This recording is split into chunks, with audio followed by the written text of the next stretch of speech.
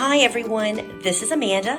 In celebration of National Pie Day on March 14th, we wanted to share with you a quick intervention but family-friendly activity that you can do with your little ones that not only helps build their emotional vocabulary, but also creates a really good platform to talk about feelings.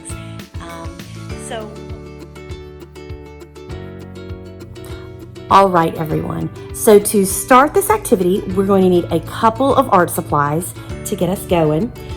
First and foremost, we're going to need blank paper.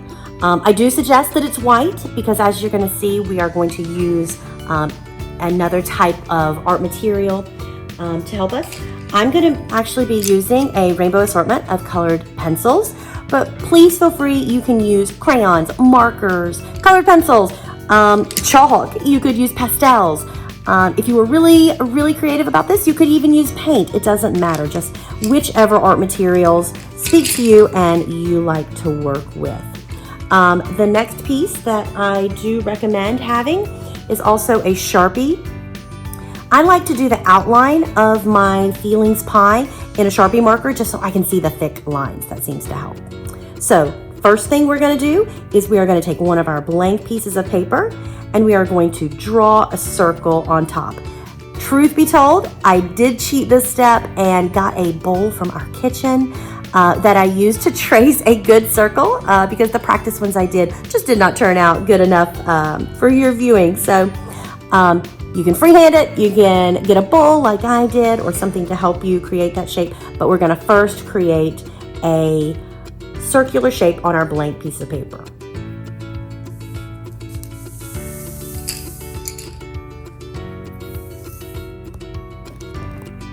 And here we go, a circle. I also, like I mentioned, like to have my circle with the lines a little thicker. So we're going to go on and outline those. Again, this is not necessarily essential, but personal preference.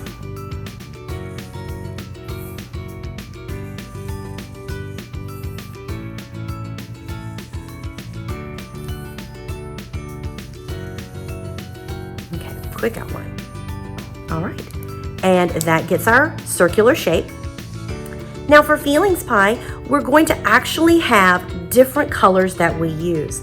A key to this is going to be that we're going to have, I recommend at least 5, but you can have up to 10. You can have more than that. It's totally your choice. We're going to select a different color to go with each of the different feelings, okay? So perhaps our first feeling that we're going to use is going to be happy. I'm going to write happy on the page right here. And then I'm going to continue with creating a list of feelings words. For little kiddos, you may want to help them with that feelings vocabulary like we talked about. We want to really stretch that vocabulary and add in some new words so that they have a plethora of feelings choices when describing their feelings to you. So I'm going to use happy. Another one I can think of is overwhelm. I think a lot of us have felt that in this past year.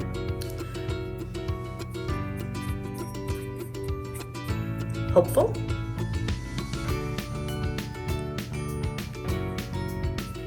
Sad. I know there's been a lot of loss. Loss of lives, loss of relationships, loss of social connection. So I do think sad's appropriate.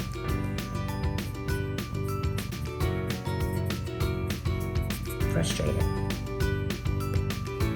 And then for my drawing that I'm going to be sharing with you, I'm actually going to add a second key over here. 5 feelings on this side, 5 over here. You could go all the way down one side. It's totally up to you. I am a mom, so I can't have a feelings chart without tired being on there.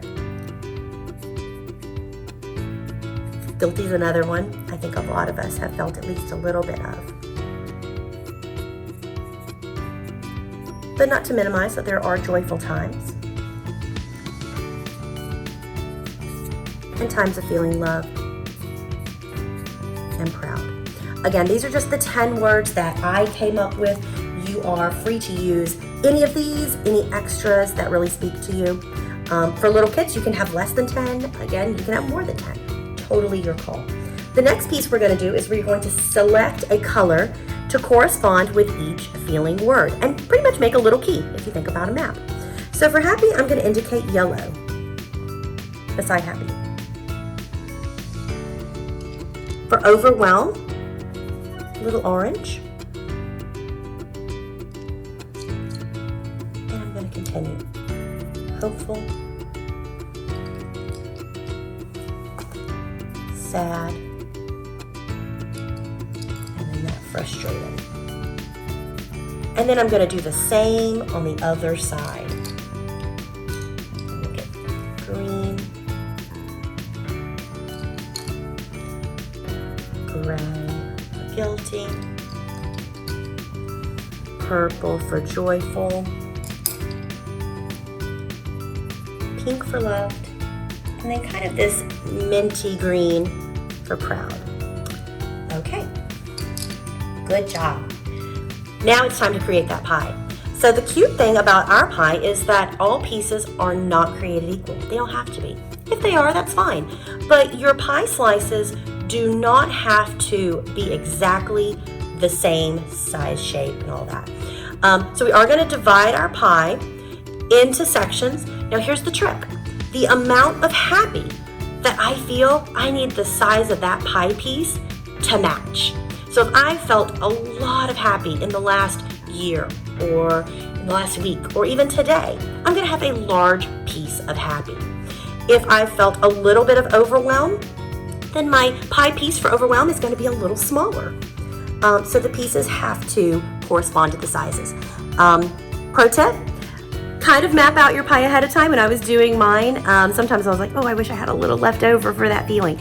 So sometimes you might want to pencil the different quantities, the different sizes of your pie pieces. But again, you can always start over or just wing it. It doesn't have to be perfect. So I'm going to take a minute and I'm going to finish up my pie, and then I'm going to show it with you how it would look finished, because I'm going to section it off and color in each piece that corresponds with my feelings key at the bottom.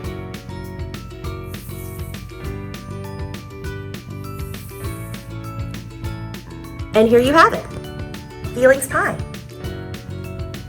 So as I talked about, the amount of happy that I've experienced is kind of a larger portion, even though some tough stuff's been going on.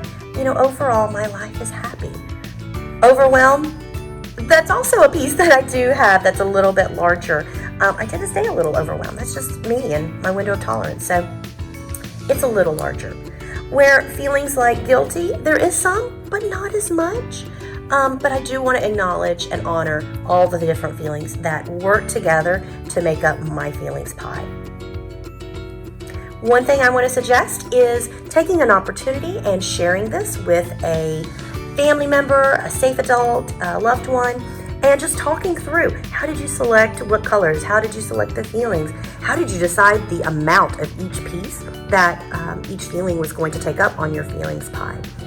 Some conversations that I've had with clients around this are ones that would not stem from just a normal conversation. I probably wouldn't be talking to you and telling you, you know what, I actually have felt a lot of hope this year, despite what's going on. I am hopeful and optimistic about all that's going to come to fruition. That's probably not something that would just generate a conversation. So having a visual representation not only helps us externalize big feelings and worries, but it also helps create a new narrative that we can share as we're processing those with other people.